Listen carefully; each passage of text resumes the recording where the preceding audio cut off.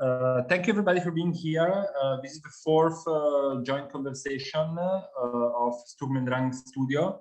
Sturm&Drang is a joint project between Fondazione Prada and GT Ausstellungen at ETH Zurich. This is a project that investigates the at-large implication of CGI as a format of belonging, production, and creativity. And today we're very happy to basically join in this conversation and welcome in this conversation Meriem Bennani, an artist that has come to prominence in the last year during the pandemic with beautiful and cutting-edge work that enlightened us in a way with a critical cut on contemporary understandings of image production and basically our current state of belonging.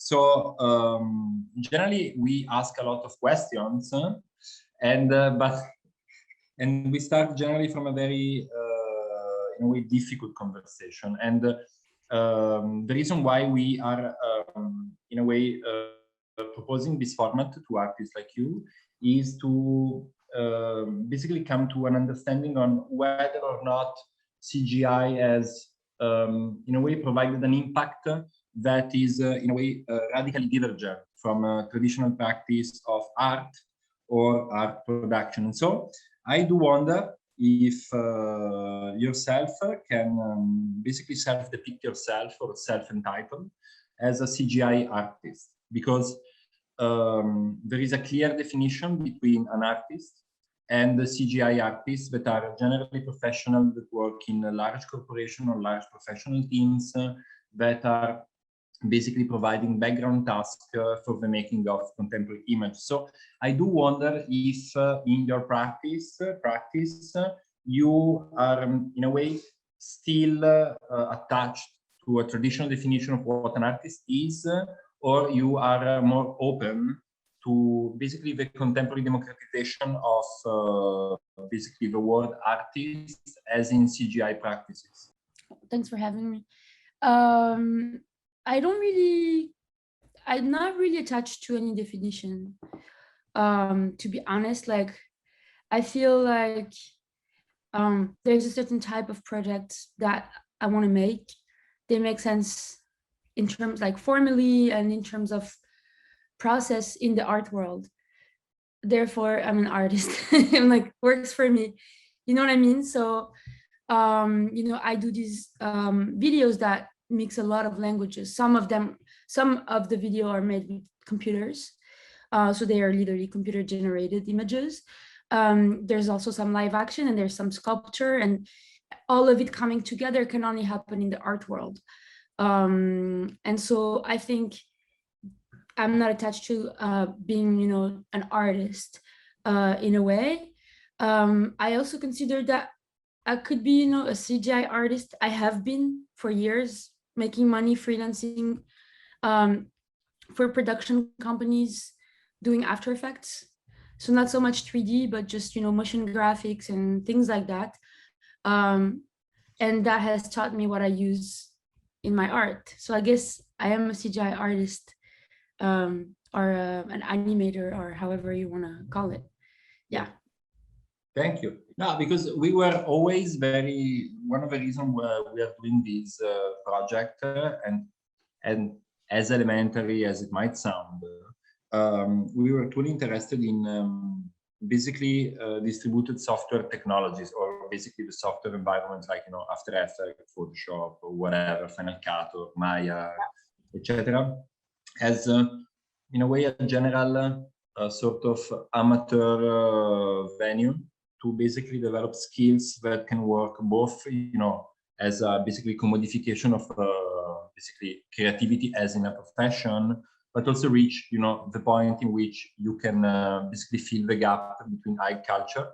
And so we were always very curious about all these sort of environments populated by all these people that basically don't need any sort of academic upbringing. They just go online, sort of an instinctual drive towards a screen, and they start making things.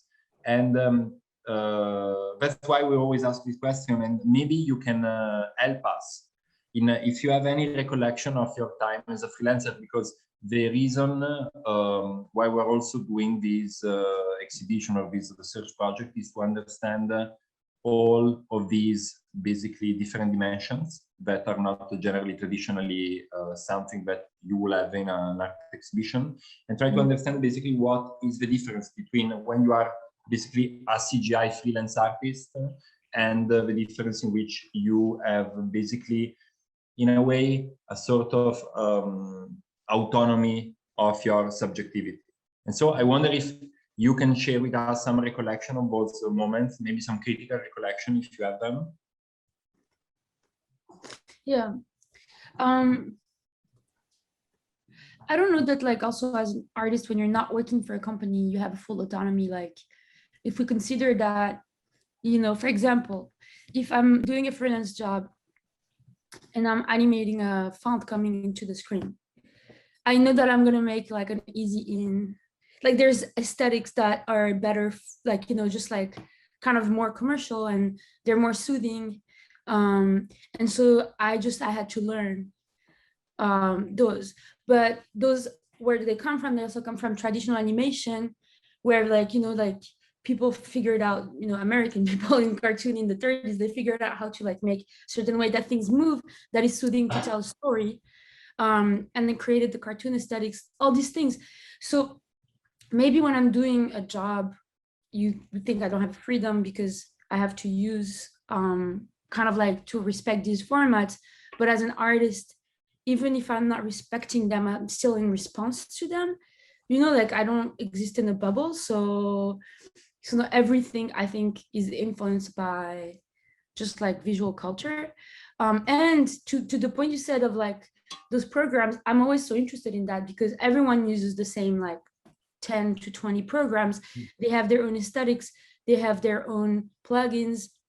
You know, like I always recognize it if I see like a lens flare, I'm like, oh, this person has the basic lens flare or downloaded the optical flare that's a little more like, you know, and I can locate that in sometimes even in movies, honestly, like maybe not Marvel movies, but, you know, just, and so there is kind of like, yeah, like commodification, like you said, or just like a flattening that is happening. I do think that the reason why the difference maybe if you operate in the art world is like there is some level of abstraction in terms of what you're doing with everything. Maybe the elements themselves, they reference an industry or a history or a visual culture that has its own politics and mechanisms, but then you can, as an artist, kind of like make something new out of everything. That's what I'm excited about. That's why I'm excited about using computers and mixing it with other things, you know. But yeah, I mean, the reason why I started kind of using computers is just like you said, it's that very organic pool, you know, like I just like it. It's just my tool. I can spend hours making things, and then you can also create a world or tell a story on your own and kind of stretch possibilities. In one of, I think, your interviews I've seen for the preparation today, I saw that you also do drawings as kind of scores for the films, which for me was quite surprising because I thought, oh, it's really more this kind of practice purely on the computer where you kind of reshuffle as found fragments. But then it also looks like a traditional approach to animation filmmaking, like in the early 20th century. Yeah, I think, you know, well, first, as an artist, I always made drawings. I never thought I was going to be a video artist. And then I learned animation and I was making traditional animation. And it's only when I moved here, but I always liked computers and was teaching myself. And as you said, like in art school, you don't really like, that's not where you learn what you see in, like when you see artists do CGI, they didn't learn that in school. Like you learn the basics and then if you're interested, you keep going.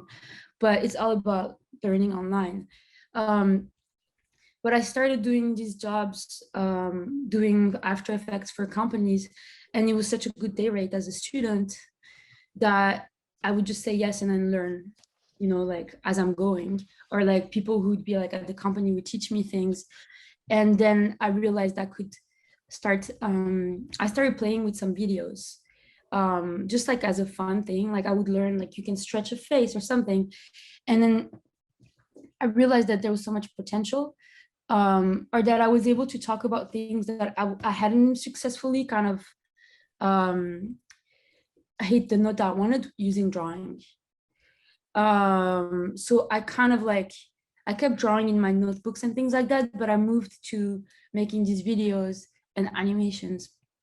Then I added sculpture in how I show them. So, but the sculptures that I make and the installations, they are also CGI, because when I'm editing, I use Cinema 4D for animation and stuff, but I also use, you know, wherever I'm doing a space show for the first time, I make that space in Cinema 4D, and then I draw the sculptures inside.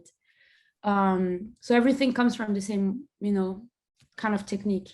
And then I work with fabricators to translate them into viable sculptures that, you know, can actually stand up. And yeah, but the drawing for me is still the basis of everything. And like you said, you know, I feel like whenever you're like use CGI as an artist and you're around my age, there's like a very specific like way that we talk about your work and we place you. And for me, it's always funny because, or like whenever there's like things about new technology and stuff, I'm often included, but my technical like interest is actually super old school. You know, like I really use things that, yeah, that come from American cartoons, like early days of cartoon, that I just bring them into today's video. Yeah, there's not really like a discourse that kind of questions technology today. Not always. Yeah, we see that, but yeah, we didn't call you because we thought you were in like. Not you, not you, not you. No, but this raises a point, because one of the things that interests us generally is the fact that, this is my belief, is that generally there is, you know, widespread use of basically CAD/CAM softwares that artists use to basically, you know, produce mock-ups or, you know, digital mock-ups of their exhibition. One of the things that always almost shocks me is the fact that, you know, the basic learnings of those softwares, you know, lesson one, can sometimes, you know, percolate into their artworks.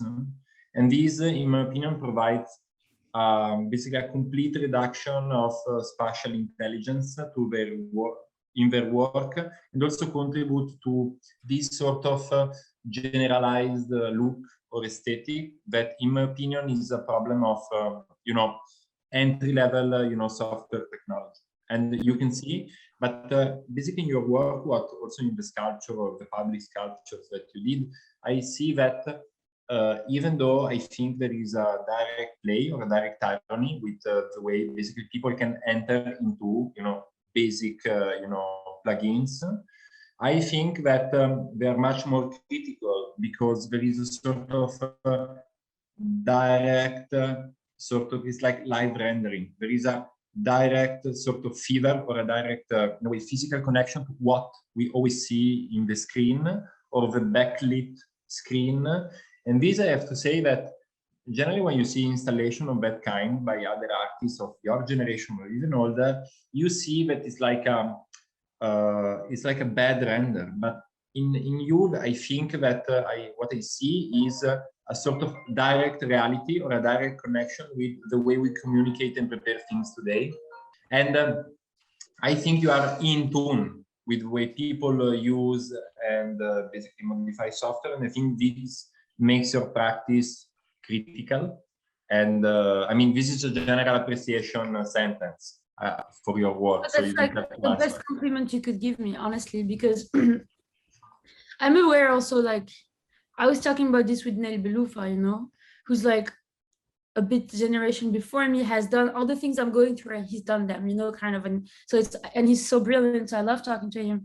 And he was telling me, like, we were talking about how if you look at installation, it's just like looks all the same.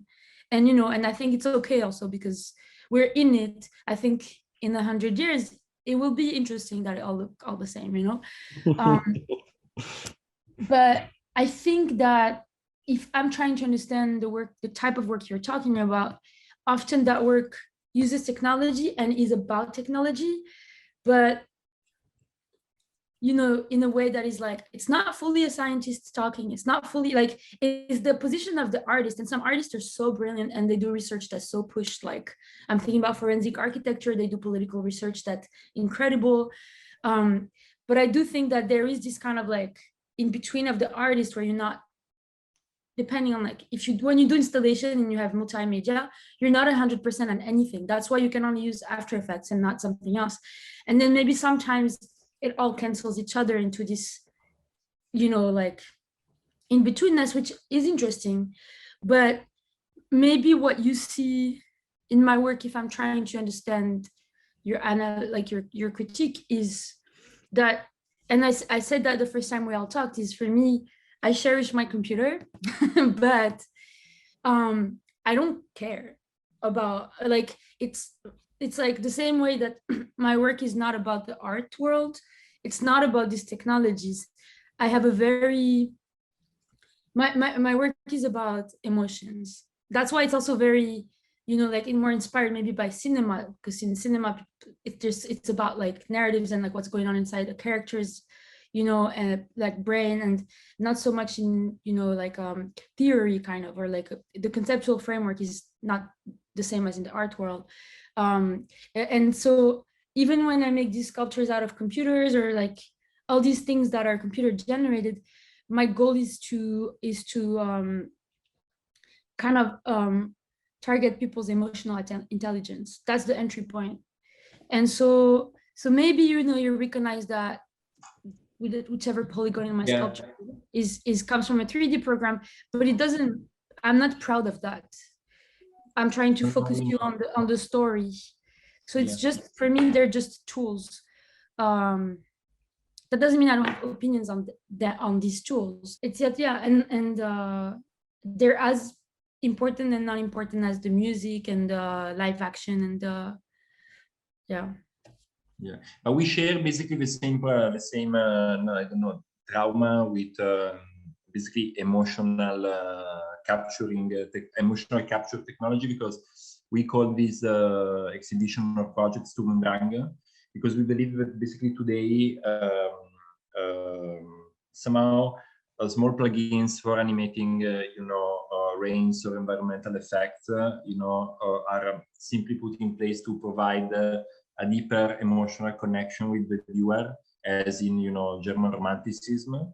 And also another thing is that all of these, you know, plugins use physical particles, and they use physics as basically the equation that basically allows them to perform in a correct way, and physics tells you what is real and what is not.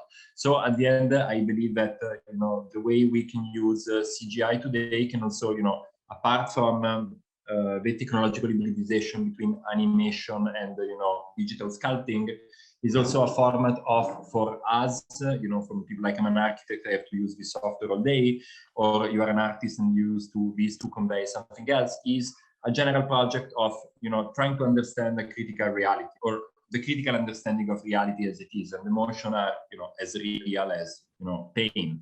Did you ever see, there's this video of Miyazaki, the animator, and then there's these two guys, it was like years ago, who came up with an algorithm that can animate like things, and they show it to him and they're so proud. They're like, we have this like thing, and it's like so ugly.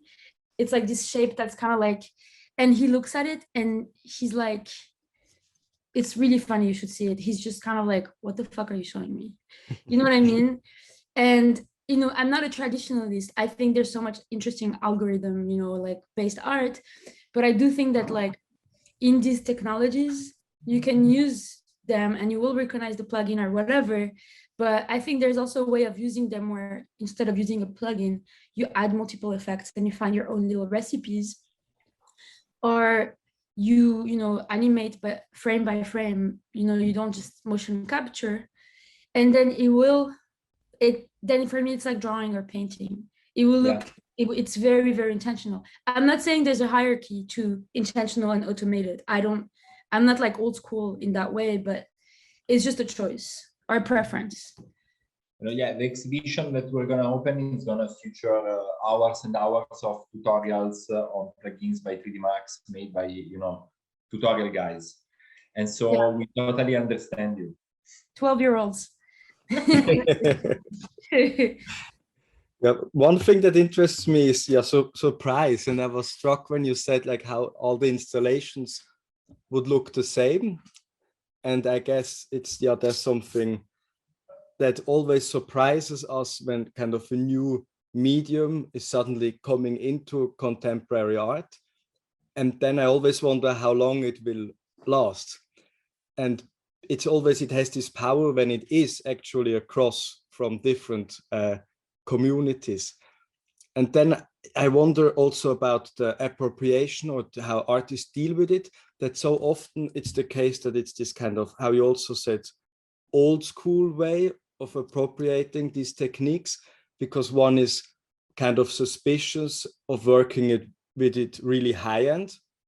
And this also, of course, gives it a kind of critical aesthetics, that it is not like this finished product as you would see it in the movies. So I mean, that's one question I would ask, how kind of lo-fi you want to be, or would you actually be up to being really high end? And then this kind of crossing of communities, I think this is so inspiring or surprising when you kind of coming out of a actual CGI graphic background, how you could kind of maintain this crossing of communities, because you're now, of course, clearly part of an contemporary art community.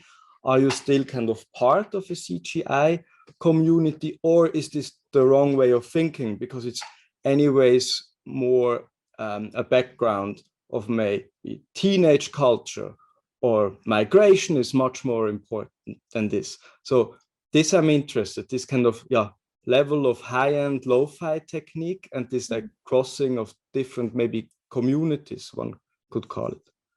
Okay, I'll answer the second question first. I was never really part of like post-production community fully, like I didn't work for a lot of company. Like I didn't push that because I was in art school, and I was like, I know that this is not what I want to excel in. This is just to make money. If anything, I was always like, I don't want to be too good, which there was no risk because I'm not like too good, at it. I'm okay, but I do know other people who do it, and I like talking about programs and things sometimes, but it's not like a part of my life, or culturally, and I don't know, like the community thing. I am in New York and I'm surrounded by people in creative fields. I don't necessarily hang out with mostly contemporary artists. It's very different fields. Orion Barkey, who I did the Lizards with, for example, she's an editor and filmmaker. So I have a lot of people close to me are in film, and we talk about that a lot. I talk about documentary a lot with her, and then Antonio Santini, who's my friend, who's a documentary filmmaker. So I think that's, in terms of community, the conversations I have the most have to do with cinema and documentary. How like documentary as a form that feels very like there's so much to do still, in terms of like expanding what a documentary can be. And so I mean, those are the community conversations, if you want. Now, in terms of the high end, low end, I mean, like sometimes I'm probably very limited, mostly like with the project that I do that has to do a little bit more with sci-fi, where if it could go further, like I could establish the world a little more, but I use other things, like I ask people to role play and then you believe them more than a special effect. And in general, like the kind of like trick I've been using, it is like kind of like a trick from horror movies, where if the horror happens in a very realistic way of filming, it's even scarier because it looks like a video you took with your iPhone. you know, like, you know, horror movies where it feels like it's filmed with the iPhone. So because I film things myself and I don't know how to film, I'm in automatic mode or iPhone, when I put a special effect on that, it looks a little more surprising, like there's a little more magic because of the contrast. So I think I haven't felt like, oh my God, I wish someone could do like a crazy matte painting in the back. And but of course I would like to step it up. So with Orion, we're developing a TV show. I don't know if it's gonna be made or not, but I'm excited because I would dream to work with a real animation studio. So I don't have to animate and everything, and like I can more, although I would still like want to be part of the movement aesthetic, you know, decision. But I'm excited. I would love to work with people who are so much better and see how far it can go. Or can I ask back, because of documentary, it's a surprising combination with CGI. One would not think that CGI can create a documentary, since it's always kind of an alternative self-drawn up reality. How do you connect the two? You know, I think that, and that's a kind of big thing or like important thing in my work, is that if you've seen my videos, they are documentaries kind of. And I think that there is this kind of dangerous image of documentary where we say that documentary is realistic, it's real, the director is in the background, but it's not true, because the directors and the editors, they make the reality with the documentary footage, and sometimes it's abusive to the subject. And I think that there is an option for documentary to be, the documentary filmmaker to be more out, and the structure and the kind of like how artificial it is to be more transparent.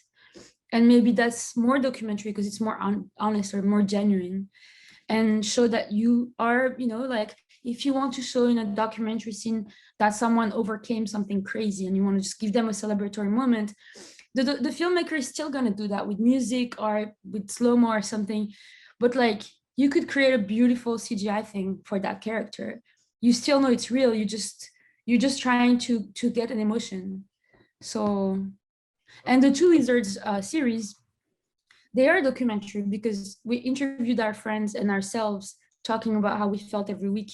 We just didn't do live action, and we used kind of like animation instead. I really liked what you say about the authorship of the CGI as part of a documentary, because for me, this became so clear in the first Live on the Caps video of the one of 2018-19, where there is this scene in Morocco, the party scene, and all of a sudden there's this layer of intrusion or like an attack, which is this distorting CGI effect on the given video fragment. And this, I think, this really struck me. But then, yeah, I wanted to go back to you mentioned it brief, to the Two Lizards video series, which I think you released in the past years during the confinement period, which I think you released mainly on social media at the start. Yeah. And I guess this series is quite different because it has less it's less dense in terms of content. It has a more kind of a sitcom-like feel to them. So did this lead you to the TV show you mentioned, or? Yeah, I mean, they're different because we made them together with Orion, so it was like a complete collaboration, and that was very exciting to open up and to like work with someone else, and yeah, so they were released on social media, not as a choice, kind of like not as a commentary, like just because they weren't even a project at the beginning. They were just like, we had fun like making a video, and then we kept going, and it was very like a product of confinement and trying to share stuff with our friends. So we would just release it on Instagram because that's where we have like most of our friends and community. Chris Cunningham he was a video clip director, and he told me that basically he was completely bored by shooting things, because even the most basic stuff needs 2 months of post-production, and we're speaking about basic cutaways and everything. So he basically refrained and stopped, also almost stopping making videos, and also going away from the general mainstream because he was completely bored with post-production and everything. And because he works with artists who have who require a heavy level of post-production. I mean, he's the director of the FX Twins videos, and no, I know he's really amazing, but that's why I'm wondering why. Sorry to interrupt you. If he's not into it as the director, couldn't he decide to do something that doesn't require? Or is it because the artist find solutions? Trying to find solution to avoid all these gap in time that is post-production. I think that he really loves it. He's only trying to understand how to manage, to avoid it, to basically compress it into something that is more instinctual, I believe. Yeah. And no, but another thing that they say is that we're always speaking about basically world building, role playing, and movie. And what I have had I believe any young people sort of integration with cinema, and what I still believe that and I want to have a bit of your intelligence on this, is that I do believe that there is an incredible amount of work done on world building. As an artist, you try to define your dimension, define the autonomy of your work, but also define the narrative or the spectrum in which you're working. And also in cinema, it's about making everything the most real as possible. But there is something then that I believe needs the same amount of work, and is something that goes in pre-production movies, and is character buildings. And sometimes an artist would spend an incredible amount of time sketching or trying to understand what he wants to do, but also believe that things that CGI can tell us is the incredible amount of effort, trial, and processes in defining identities of somebody that is not here yet. In a traditional anime series or in a movie by the Avengers, Marvel, there will be 2 years of pre-production on CGI models, trying to imagine who can enter or who can be that particular person. And I think this is one of the most romantic, in a way, processes of CGI, in which you are constantly working on something that is not here, but it needs to encapsulate everything together. And this also, I think that what I really want to know from your side is that I believe CGI is also a very common jargon, and help us share idea with a lot of other people that understand basically the basic technologies, but also the basic language. And so I wonder if you feel in a way more connected or more open, or being able to speak more loudly by using these sort of commercially available software. And this is not a critique of your work. I'm really looking for a personal answer while you work with these softwares. Do you feel connected? Do you feel that you are basically you are able to speak with everybody, what everybody can speak and understand? When you said the romanticism of the CGI and imagining, I think that the romanticism happens in the writing, because it's just they're turning into they're modeling things that have been written and described by the writers. But I do feel like there's a really cool connection between that and the just writing in general. And for me, when I'm writing the stories I'm going to tell, it's true that I write a little bit, but I need to be making things and look at them. And that's my way of writing, it's a back and forth between writing and then because I have these softwares and I don't need anyone, I can just animate this crocodile and see make the world happen and be okay, now that I established that without having to communicate, because sometimes when you have to communicate as you're thinking, which is basically TV world and cinema world, you always have to explain a million times why you need the money to do what you want to do. It kind of dilutes your idea. It's really hard process. That's also why I like the art world. You have an idea, you make it. It's so, you know, just kind of like protected from the outside, which is not always a good thing. But so yeah, I write a little bit and I make things, and if they look and feel the way I want, then I keep writing. I can't just write and then animate. And you know, the programs I'm using them because they're accessible. Obviously, I used them before making art. So I made art because I realized I could use them to do these things that I was interested in doing. And then Cinema 4D, for example, is not a program for you know, artists. They use SketchUp, they use AutoCAD, they use Rhino, things like that. Like, I don't know these programs. I like using Cinema 4D to make sculptures. And whenever, for example, I make a seat or something, it's always 1.5 times too big. Like when I took to the fabricators, they're like, that's not standard. And I'm like, I'll keep it like that. And usually fabricators get excited to try to make things work. And that's why, like, yeah, I guess my ignorance in fabrication can be helpful. But yeah, like, if there was another program, if like all of a sudden there's like democratization of the Adobe monopoly is not there anymore, and there's a million different versions of Photoshop and After Effects, I'm not gonna go for it, because I'm just being honest. Like, I've been using After Effects for 15 years, maybe Photoshop for more. I used it as a teenager, and I'm just like at home. I feel so comfortable. And I think it's the same as like, there's, I don't know, like, I'm not a painter, but there's not that many brands of paint that are probably sold in New York and that people use. So, you know. No, I think that you always answered like on the spot, and really, you know, thank you. I mean, I don't have, you know, I can spend this entire lecture appreciating your ideas and your answer, because they are amazing. Because one of the main, you were very honest. Thank you so much. I mean, it's just the truth. Yeah.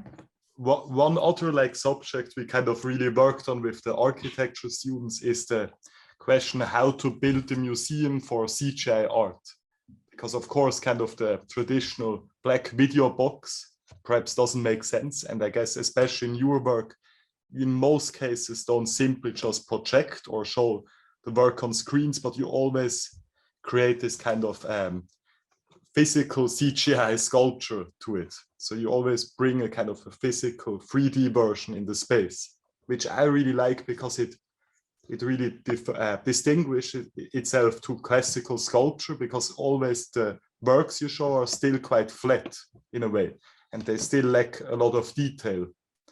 So, but still I'm curious, like, since you're so used to showing museums, but I wonder if it's really the ideal venue for you, if you really target the museum, or if you actually kind of look for another idealized space that you would dream of showing in, or basically what would you suggest to the students to work on as a new space?